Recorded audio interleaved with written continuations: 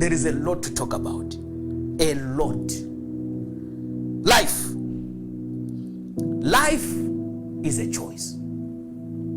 Listen, the beauty you see on earth today, simple, was based on the choice and the decision of earth to obey God. When God said, let there be light, as much as earth was created in an ugly form, earth had a right or a time to decide. Remember in Genesis 1 verse 1, it says, in the beginning God created heaven and earth, then he put them there. After that he said, in verse 2 it says, the earth was without form, it was ugly, it was full of darkness. You see, that's independence. Earth was created in ugliness, in independence, in darkness. And then the Bible says the Spirit of the Lord was hovering all over. There was no connection between God and earth, but God had created the earth. His Spirit could not connect with the earth because it was hovering all over the earth.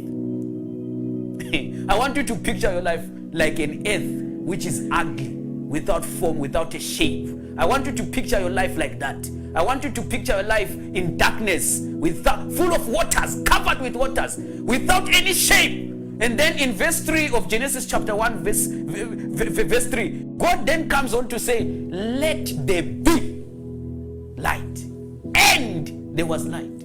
Then God began to separate and divide things as he did. He created every creature based by what? By what?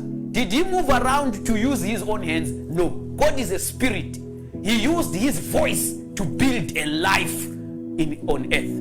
What does that tell you, viewers all over the world? It tells me and you that your life was also in a form of ugliness as it was created by God. But the decision now that your life then took the moment God left you after instruction determines how far you can go. The HIV you have tonight, do you know where it came from? It didn't come from God. It came from the decision of you sleeping with a man without a condom. You made a decision. You see how far a mind and a choice can distract a life and destroy a life.